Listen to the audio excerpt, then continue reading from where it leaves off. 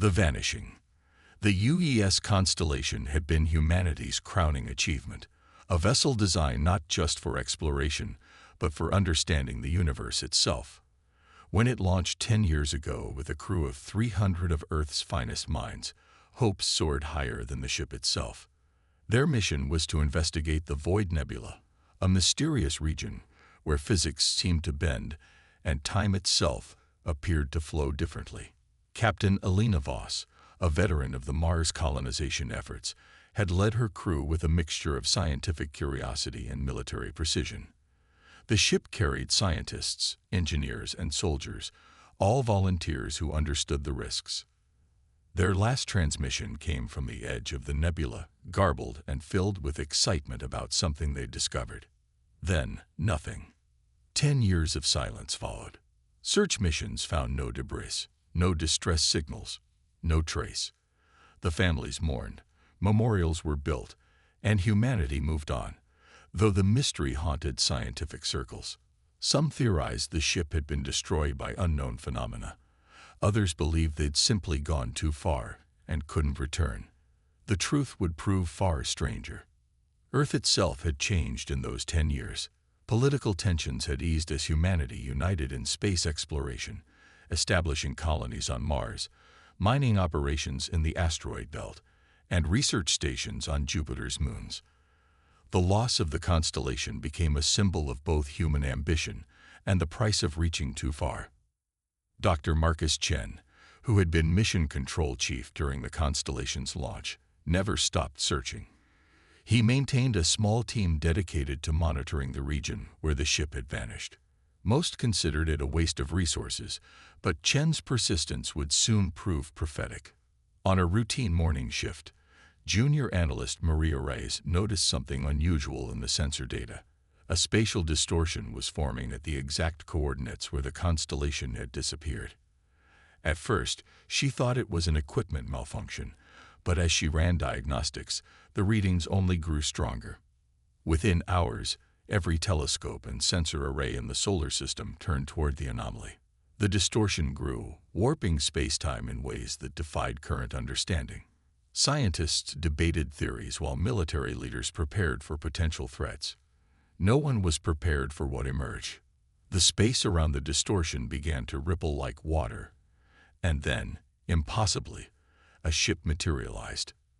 But this wasn't the constellation as anyone remembered it. The vessel that appeared was twice the original size, its hull gleaming with materials that seemed to shift between metal and energy. Crystalline structures protruded from its surface, pulsing with colors that had no names in human language. The ship's identification beacon activated, confirming the impossible. This was indeed the constellation, but how could it have changed so dramatically? And more importantly, what had happened to its crew?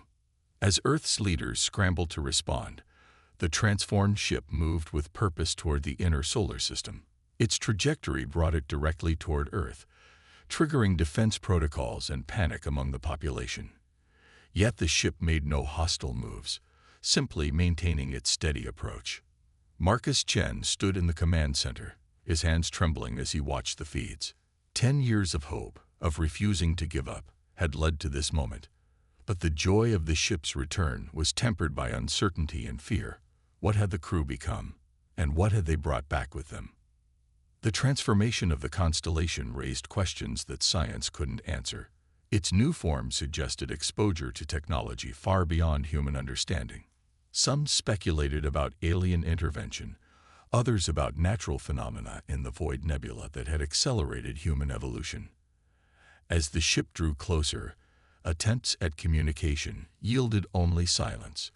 The vessel ignored all hails, maintaining its course with mechanical precision. Defense fleets were mobilized, though their weapons seemed laughably primitive compared to the transformed ship's appearance. Then, 36 hours after its appearance, the ship finally spoke, not through radio waves or conventional communication, but directly into the minds of everyone on Earth. The voice was familiar yet changed, carrying echoes of something vast and ancient. "This is Captain Alina Voss of the UES constellation. We have returned, and we bring a warning." The return. The message from Captain Voss sent shockwaves through every human settlement in the solar system. Her voice, though recognizable, carried harmonics that resonated in ways that made listeners' teeth ache and their vision blur momentarily. It wasn't just communication, it was something more profound, as if the very fabric of reality vibrated with her words. Within hours, the transformed constellation settled into a high orbit above Earth. Up close, its metamorphosis was even more striking. The original ship's design was barely recognizable beneath layers of crystalline growth and flowing energy fields. Structures that appeared organic intertwined with clearly technological components, creating a hybrid that defied classification. World leaders convened emergency sessions while scientists analyzed every aspect of the ship they could observe. The vessel emitted no radiation, showed no conventional propulsion signatures, yet moved with impossible precision. It seemed to exist partially outside normal spacetime, flickering at the edges of perception. Admiral Sarah Nguyen, commander of Earth's Orbital Defense Network, was chosen to lead the contact team.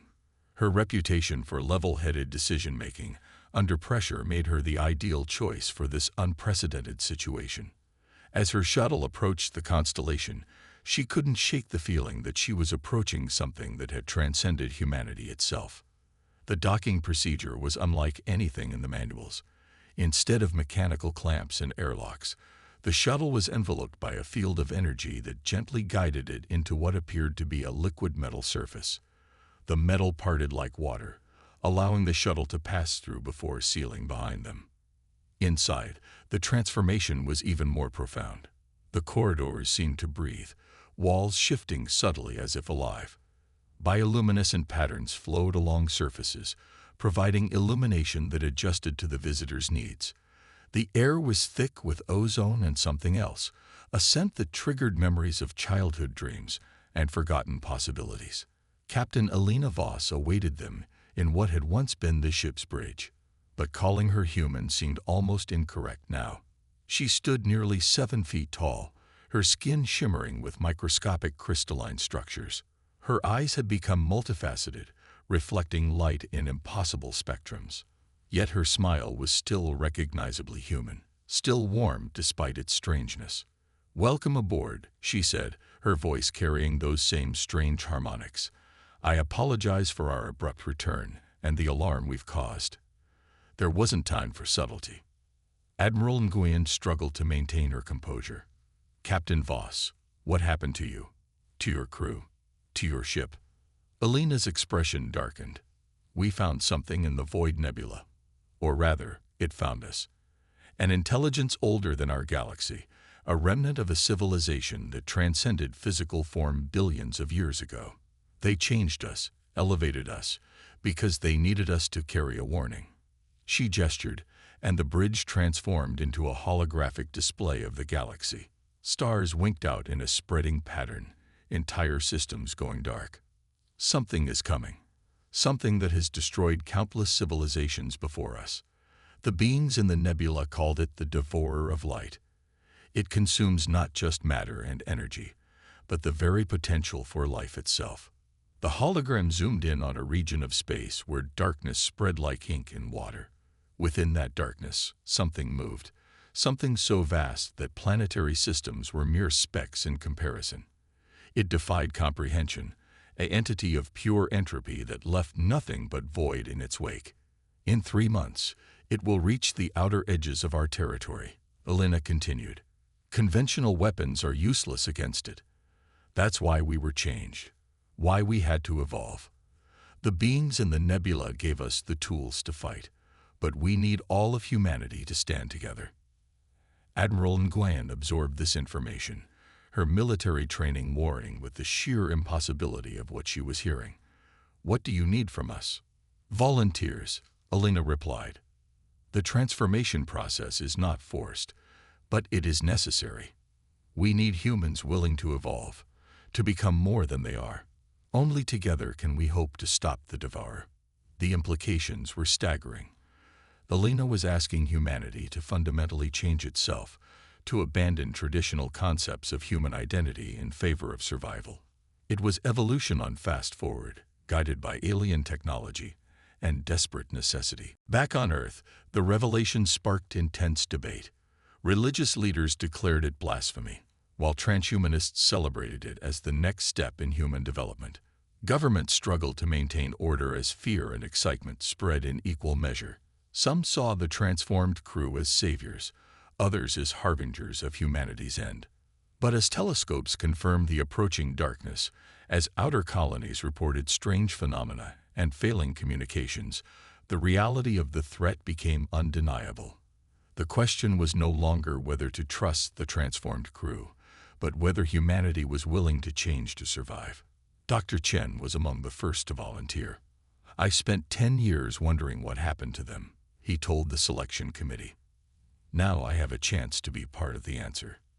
As volunteers began arriving at the constellation, Alina and her crew prepared them for what was to come. The transformation wasn't just physical, it was mental, spiritual, a complete rewiring of human consciousness to perceive and interact with reality on levels previously impossible. "You will see the universe as it truly is," Alina explained to the first group. "You will understand connections that span galaxies, feel the rhythm of stars being born and dying. But you will also carry the weight of this knowledge, the responsibility of being among the few who can stand against the darkness." The volunteers entered transformation chambers that looked more like cocoons than medical facilities. As the process began, their screams echoed through the ship, not from pain, but from the overwhelming sensation of expansion, of becoming something more than human while retaining their essential humanity. When they emerged days later, they were changed. Like Alina and her crew, they had grown taller, their bodies adapted for both space and dimensions beyond normal perception. Their minds had expanded to process information at quantum levels, their senses attuned to energies that ordinary humans couldn't detect. But most importantly, they understood. They had seen the true nature of the threat approaching Earth, and they knew that without this transformation, humanity had no chance of survival. The Devourer wasn't just a physical entity. It was a force that consumed possibility itself, erasing not just life, but the potential for life to ever exist. As more volunteers underwent the transformation, the constellation began to change again, growing and adapting to accommodate its expanded crew. It was becoming more than a ship. It was evolving into a living weapon, humanity's first and last line of defense against annihilation. The countdown to the Devourer's arrival had begun, and humanity faced its greatest challenge: evolve or perish.